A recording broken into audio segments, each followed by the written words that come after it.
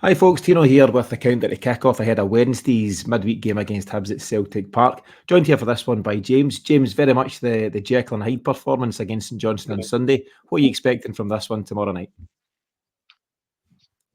Don't know. I suppose is the answer because before the St Johnstone game, I was saying, yeah, we'll get a reaction after Lazio, blah blah blah. So we're going to get a reaction here, and that they just pick up where they left off in the second half against St Johnstone. I think what we're certainly going to get is a bit of change of personnel. I think Mikey's going to start, and that itself should give us a bit more energy about the team, and they can drive on from there. So a reaction of sorts that they'll not be turning in any first half performances like against St Johnstone for the rest of the season, if not their whole careers. Certainly with Brendan Rodgers as the manager. Yeah, you might have seen the nice fluffy quote from Brendan Rodgers. I think I've got it here handy actually. Give me a second. He says, when he was asked just about, bringing out the rant at half time, is it something he does often in his career? Where is he at with it? He said, I always say it's like the flower. A flower needs the sunshine and the rain. Give it too much sun, it dies. Too much rain, it dies. Players and people are the same. Too much praise, it hurts them, but it's always in balance. I always have a very positive outlook in life and football, but it's all about timing and the intervention, and it worked for us. Could be Brendan Rodgers, could be David Brent. Is a particularly Could be a fluffy man quote, Jake but Humphries. It's could a be bit Jake world class Humphries. basics, isn't it? World-class basics. What do you think of the sentiment? Listen, I've got to say, I think, kind of kidding aside, it could be a really pivotal moment in the season. I think Brendan Rodgers has let things run for so long. He's maybe seen some nonsense from some players, or at least less than 100% from some guys. And enough's enough. And potentially on Sunday at McDermott Park, that was breaking point. He's come out and said, okay, if this is how you want to play it, let's go. And the rant he said at half time is and can be completely separate from Celtic's poor recruitment in summer. Whatever's going on in summer, that's a separate matter. Right now, there's a certain amount of players that Brendan Rodgers has available, 32 of them, I believe, and some of them have fallen short. And he's right to pull out the shotgun, James, and go for it on Sunday. And it does seem to have had the desired effect and could have a huge impact, certainly across the rest of December and the rest of the season. Yeah, I mean, irrespective of the standards that we as fans have for Celtic, and I think what Rodgers has for Celtic, we've got the best squad in the league, and certainly a stronger squad than St Johnstone, for goodness sake. So the fact that they're turning in performances isn't based on the talent, it's based on attitude. And that's just, Roger said himself after Sunday, he said that's never allowable at Celtic Football Club. So it's a shot across the bows. It might be the first and final for a few of them. They could find themselves certainly not playing first team football for Celtic in January, but aligned to Rodgers' plans to thin the squad, I think there's guys going to be getting out on loan and maybe not coming back. So bigger discussion on that one maybe at the weekly show. Yeah, maybe so. So just to recap, a flower needs the sunshine and the rain. Might just get as a tattoo, James. Keep you very much posted on that one. The players obviously will have felt or have been feeling pretty good about themselves because ultimately they get the 3-1 win, an important 3 points in the day.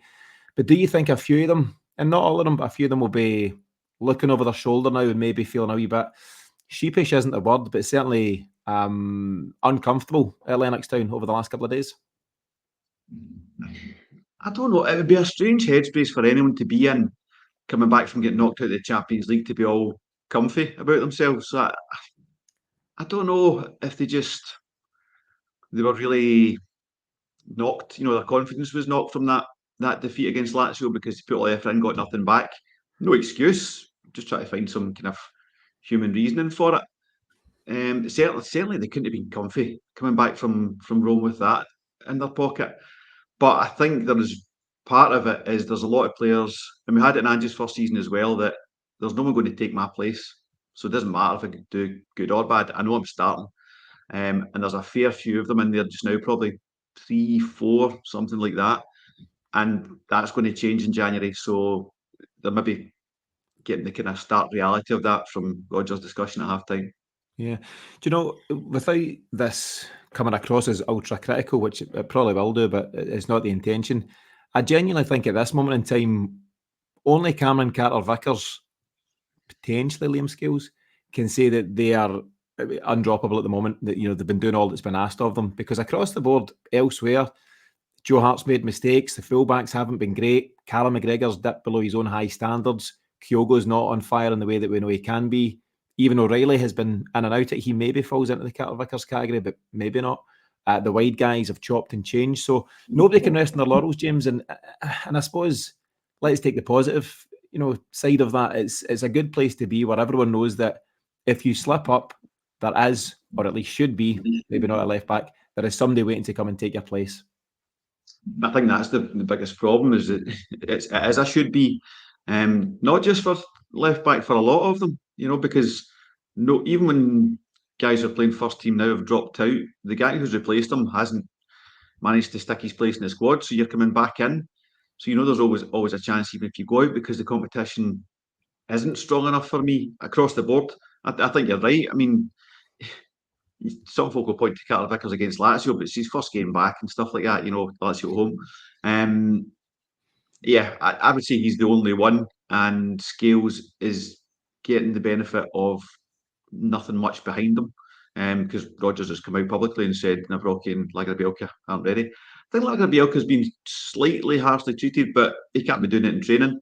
He's only really had that one particularly poor game, which put Joe Hart in a position against Livy away. He was pretty poor that game overall, but he was dropped since then, and that's been it for the boys. So you should take that as the motivation to work harder. Yeah, well, just that you've mentioned Lagerbielke, I wasn't going to pull out this quote, but I might as well, just to follow on from my Brendan Rodgers quote-a-thon. He said, when asked directly about Lagerbielke and Nawrocki, in terms of the lack of game time, and to a lesser extent Marco Tilio, he said, it's always personality. There are clearly players ahead of them. What always takes my attention is training. I'm out there every day watching training, and when I see players train and work with that personality, they will edge closer to my thinking. Unfortunately for Mike and Gustav, Scales has come to the team and has really taken his opportunity. It's an area of the team you don't want to change too much. And some managers, James, they will put the onus on what you do on match day, but it's clear for Brendan Rodgers you need to do it on the training pitch first and foremost to even be considered. So I don't want to say that it's such a poor reflection on Nawrocki and Lagerbielke, but it's clear that he's challenging them to do that wee bit more, because at the moment it's clear they're not doing enough to edge out Liam Scales, and definitely not Carter Vickers. Yeah, I mean, it's a balance. You can go too far with attitude if the talent is better in the competing player and you can work on his attitude. I mean, I'm pretty sure I'd have a decent attitude if I went to turn up at Lennoxton for training, but I'm not saying I'd have the ability to get into the first team. So the attitude is crucial, but it has to be aligned to talent. And you're looking at serious spends on those two centre halves sitting on the bench, maybe not even the bench. So where, it's better if you can leave it to the player to get their attitude right. But if they aren't able or they aren't doing that themselves, then where is the rest of the coach and support team to those players and getting their head in the right space? Because there has to be talent there. And at the end of the day, at some point, Scales isn't going to be Celtic's first choice or second choice centre half. So we need to work on that. Yeah, there's a lot to be said for Ange Postecoglou's approach, and I hate to go back to Ange all the time, but there were so many positive things that he brought to Celtic. Of course there was, and one of the things that he spoke about frequently was assessing the personality as much as the player. He got a feel for where the person was at, what their motivators were at this given time in their career, how driven they were or not, all these kind of things. And I think there's a number of guys that he decided against. It wasn't the right fit for him and for Celtic. And I just wonder if that's been done now. I'm not suggesting for a minute that there's bad attitude stuff going on with Nawrocki and Lagerbielke, but maybe it's just a bit of a rude awakening coming to a club the size of Celtic. Where have they come from now? Was it Elfsborg in Sweden and Legia Warsaw in Poland?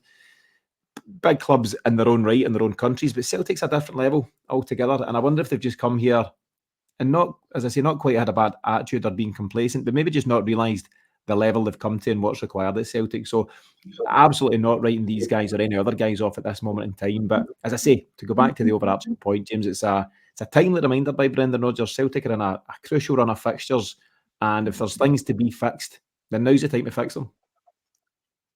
Yeah, I mean, we need competition in that team, and that's two guys that could really be pushing, Carter Vickers included. I think he's got such a strong attitude that he doesn't need that, person behind him kind of tapping him on the shoulder. But that it never hurts a player to have that. So I want the two of them pushing to be in the team, and get, because then you get the best out of both Carter Vickers, and we really see if Scales can do it if he takes that pressure. One thing that is never in doubt with Scales is his attitude and his application. I think his mentality is so impressive. Yeah, absolutely. He's all heart, and at the moment, he deserves all the praise that's coming his way. Last Brendan Rodgers quote, I promise, but as part of his presser on Monday there, he said that competition can sometimes be your best coach, and I buy into that. I think we've seen that, listen, at Celtic and various other clubs. If there's someone breathing down your neck, waiting to take your place the moment your performance levels drop, then that gets the very best out of you. And hopefully we start to see more of that, certainly across December, and depending on who we might bring in January. To go back to the Hibs game specifically, so yeah, as we know, and as part of that conversation, Navarrete, Lagerbielke, Tilio, all fit, just finding themselves not in the squads at this moment in time, and we'll see if that changes for Hibs. Obviously, we know that Maeda, Hatate, and Abada still remain out injured, but decent news on Maeda and Abada. Actually, I think they're back in the training pitch and working on their fitness. Hatate will be a wee bit further behind.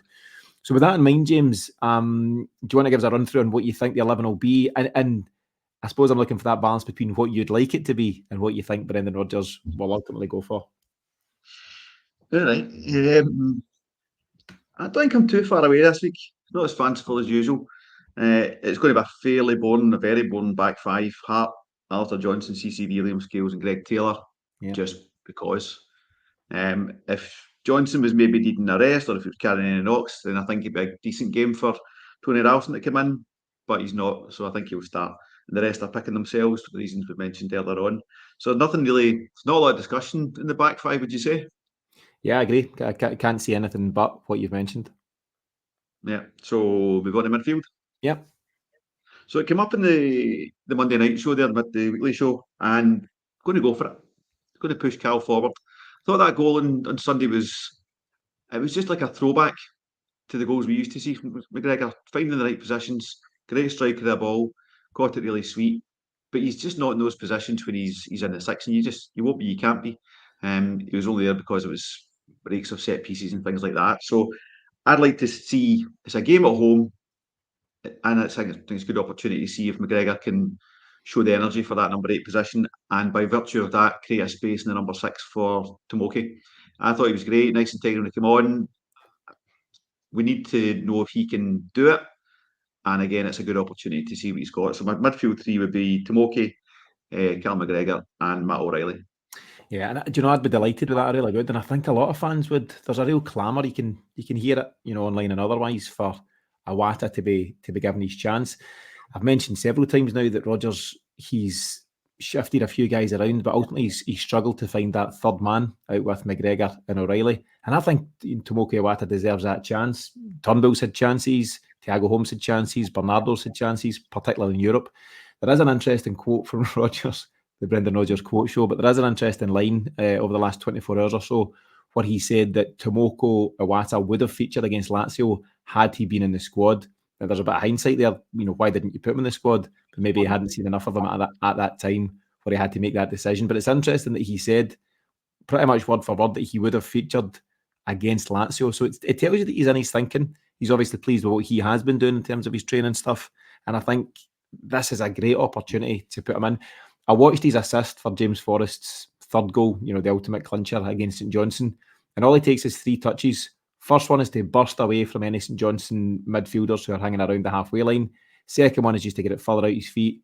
Third one, perfectly weighted, perfectly delivered pass for James Forrest, for James to do the rest. And he'll have taken a huge boost from that, in the same way that he'll have taken a boost from his goal against Hearts not that long ago. And ultimately what we're seeing is a guy who is given opportunities, he's taken them, he's doing his part, and I think it's now on Brendan Rodgers to meet him halfway and give him the nod. Yeah, because what's the point otherwise? We know something's not working, as you referenced earlier on, finding that third person in the midfield, and turns out that third person actually might be McGregor himself, as long as he gives up the 6th berth. There's tough games coming up, no doubt, and we need to know in a fairly safe environment. I know Hibs are always dangerous, and it should be a game of football, but it's kind of as safe as you're going to get it. It's at home, midweek. Fans will be well behind us and stuff like that. So, yeah, let's see what it looks like. Yeah, absolutely. So I'm in agreement, and I'm really keen to see if Brendan Rodgers goes with that midfield 3. And up top, so I suppose there's a couple of questions. The big headline would be that surely Mikey Johnston, after what he put in the second half against St Johnstone, surely he'd be a shoe. And I'd be amazed now. I know Brendan Rodgers won't be swayed by public opinion. He'll make the right calls based on everything he sees. But based on who's available at this time, limited wingers, Yang, very much out of sorts, James Forrest, top end of his career, all that stuff. Mikey Johnston has to start, James. So your thoughts on that and who the other two forwards would be? If Mikey doesn't start tomorrow night, he might as well get road and pack his bags. He'll never be more justified to start a game for Celtic. So unless he's come into Lennoxton Monday morning, taking high fives off everybody and doing nothing in the training pitch, which I really don't think. Really hope he hasn't been doing. Then he starts tomorrow night.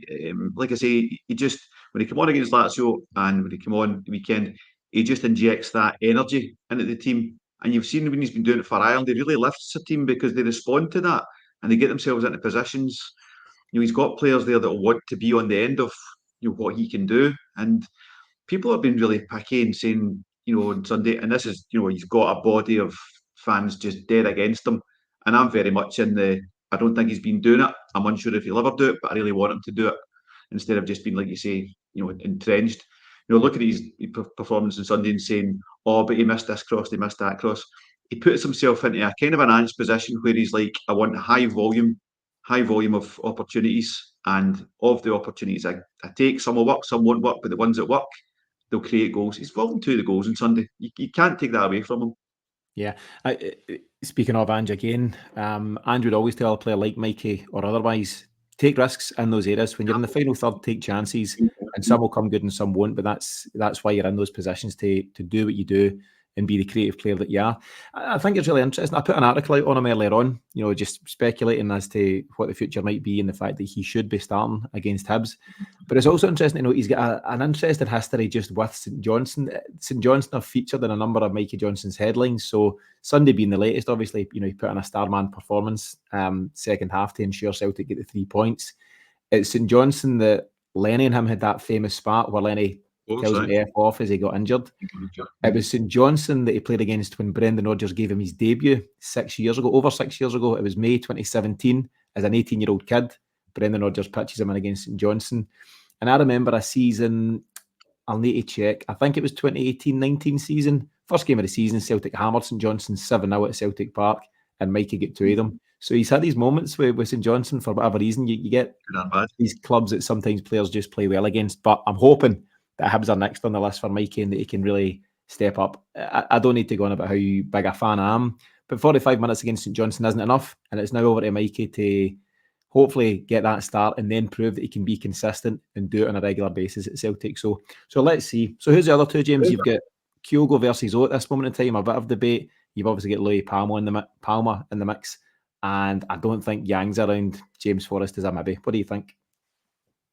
I think it's Palma a wee bit, like the conversation earlier, a wee bit by default.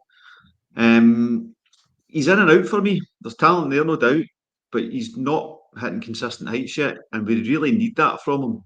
And it's maybe just undeserved pressure, but you're signed for reasonable dough. You're in at Celtic. You're going to be a winger. You're going to be coming under pressure to perform, and he's doing it and he's not doing it. When he does it, it's sublime. When he's not, that was a game where a guy like Jota, and this is unfair, players and stuff like that, but someone like Jota unlocks a wee bit of stuff on Sunday that Palmer wasn't. I thought he was just a wee bit lacklustre. So I really need his attitude to be better and to have the kind of Daizen reset that when something doesn't work, you just go again, and it'll happen for you.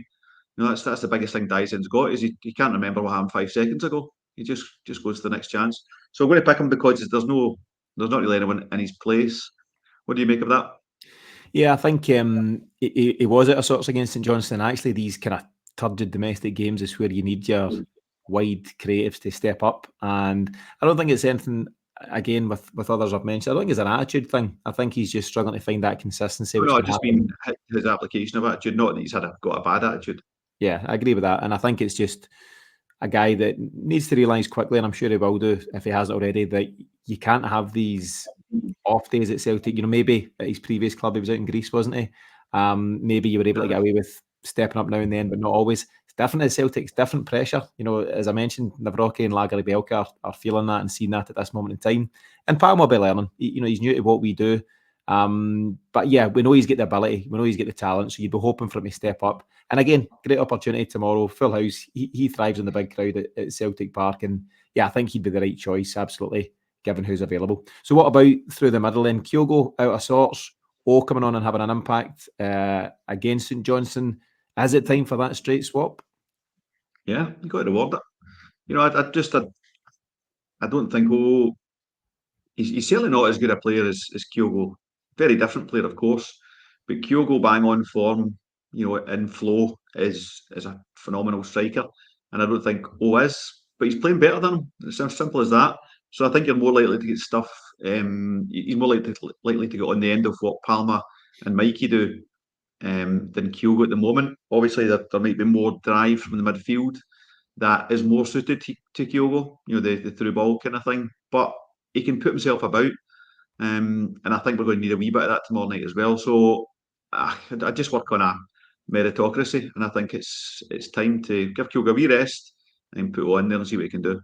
Yeah, and I think it is twofold. It does first and foremost allow Kyogo a break. It's not, in the modern player, I hope Kyogo wouldn't see it as being dropped as such. It's take a break. There's lots of games coming up between now and the turn of the year, and O can step in and take the burden. And Kyogo would still have his part to play. So listen, I like the look of that team. I can certainly get on board with the rationale. So just to recap, standard 4-3-3 under Brendan Rodgers, Joe Hart in goals, Arthur Johnston and Greg Taylor the fullbacks, Carl Vickers and Scales your centre halves. Tomoki Iwata probably been the biggest move. He would sit at number 6 with McGregor and O'Reilly up ahead of him. And then you've got O through the middle with Palmer and Mikey Johnston either side. Interestingly, I think based on how they operate, you'd have Palmer on the left and Mikey Johnston on the right. But what you did see on Sunday from Mikey Johnston was he started on the right when he came on in the second half. Done a great job out there. But then when Celtic shuffled the pack, he went and done an equally good job on the left wing. And it's great to see that he's got the ability to do either or, which you would need to have at Celtic. It's a huge asset. But Mikey's fairly two-footed and direct either side. So I think he would start on the right and Palmer on what's become his more natural left-hand side. Let's just get a quick look at Hibs, not to spend too much time on it, but they've slowly but surely found their feet under Nick Montgomery. They've won their last 3 in the bounce, and very decent win at the weekend. So they also played on Sunday, and they beat Aberdeen 2-0, and that's a pretty notable result for them. We know a lot about some of their different personnel. They've got really decent players, Martin Boyle, they've got a striker, Dylan Vente, who seems to be doing well, Dylan Levitt in the midfield, Joe Newell in the midfield, fella Tavares that plays wide left. They've got real threats up top, and what they tend to have at the back is the old experienced heads. They've got David Marshall, Louis Stevenson, a few other guys of that nature. So they're a decent side. On their day, they're a decent side, and I think what you're seeing now is the benefits of a really decent coach. I was never, ever convinced by Lee Johnston as a Hibs manager, a bit of a call centre salesman type of character. Lovely attire, nice coats and all that stuff, but not a manager. And I think he's now at Fleetwood, where he replaced Bruni. By the by, Nick Montgomery, James, seems to be getting a tune out of this Hibs side. Yeah, it certainly is. I mean, I was looking at their form. I don't think they're beaten in the league since 21st October. Took a bit of a tanking off of our friends south of the river 4-0. Yep. But it's all draws and wins since then. A wee bit inconsistent, the draws will kill you and all that stuff. But it's allowed them to climb the table as well. It's put them in a decent position. You always like to see Hibs there or thereabouts because by and large, they're a more footballing team than some. I know against us they can sometimes revert to, just keeping things tight and trying to play in the break and even then, leave it till late in the game. But, I'd always rather Hibs up, the top of the table in European positions than others. So conversely, Livingston are bottom of the table. So happy enough with that. Nothing against Livy, it's just their pitch. Yeah. So, yeah, a lot of good players in there, a lot of talent. Martin Boyle's a guy I really rate. I think he's just below the standard required for us, but I think he's the kind of guy that will get you goals anywhere. So, always a threat. And they've got experience at the back, like you say. Marshall's prone to a clanger these days. That can happen. Ask your own goalie. So, that's something to be mindful of and try and put a bit of pressure on. But there'll be a challenge, no doubt. I mean, I think we're going to come out winners, but we're not going to get it for free. No, and I don't think Hibs, generally speaking, Hibs as a club don't do this, but I don't think they would be inclined to come and park the bus. And what we've seen under Nick Montgomery, very much akin to Anand's style. He likes to play out from the back. He takes risks. He's hoping to then that his defenders would break the lines and find the space in the midfield and build from there. What they have done, you're absolutely right in terms of their form. In the last 6 league games, so the most recent 3 they've won, which is against Aberdeen, Dundee and Kilmarnock, and the 3 before that they drew. So first and foremost, what Nick Montgomery's done is he's gone in and stopped the rot. Yes, you're not winning, but at least don't lose the games. So one of those draws was with us, of course, drew nothing each back on the 28th of October. They drew by Ross County 2 each following that, and then they drew by St Mirren, who are decent at this moment in time. And now they've propelled the draws into wins. So 3 draws and 3 wins. And ultimately, that's all you can do. You know, you're slowly but steadily improving what you're offering. And I think the Hibs fans are quite enjoying. He's got quite a straightforward style, isn't he? He's quite a straight talker. And I think they're enjoying what they see. But these are now the challenges for them. They'll come here in fairly confident mood, James, and they would be somewhere quietly confident of potentially taking something. Yeah, I mean, they've shown just a few weeks ago that they can nullify us. So it's like you say, the second phase of Montgomery's tutorship is to see, can we turn that into a win? It's a big ask coming to Parkhead for a win, but like I say, their team plays football, so they'll have a go. That could essentially be their undoing, is when they go for that, the open way of playing, that it can leave gaps for us, and we've got a lot of speed within the team that we can maybe exploit that. So yeah, I think that will reflect on the result, but it'll be good to see an open game. Yeah, it should be a fairly enjoyable fixture. So, listen, we've gone through the Celtic team in detail. We've covered some of the headlines on Hibs. So, what are you thinking in terms of your scoreline for this one? The same but different from Sunday. 3-1 Celtic, but in a very different fashion. Yeah. I think None of there'll that be first goals. half nonsense. None of that first half nonsense. So I think we'll get our noses in front in the first half, maybe go in at half time 2-0, 2-1, something like that, and then finish off towards the end. Yeah, my general thinking was along those lines. I think Celtic would win by a couple of goals on the day, so I'm going to go for 2-0. The danger, of course, is that if any team gets a corner against us just now, it's almost as good as a goal. So just count it.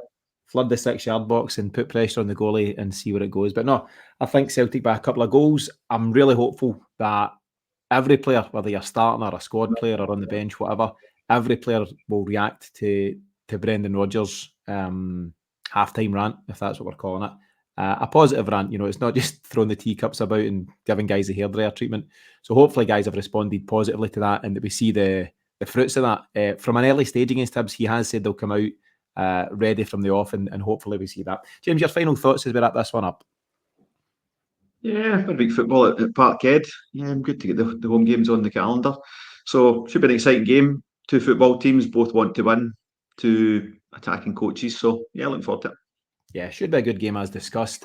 Main thing for Celtic though is get the 3 points and maintain that 8-point gap at the top of the table. Rangers have got a tough one. They're at Tynecastle, so we'll see how that one goes. But ultimately, all Celtic can control is this one against Hibs, and let's hope for a very positive result. We'll be back as always shortly after the final whistle to bring you the final whistle show. But in the meantime, for myself and James, thanks for tuning in and enjoy the game.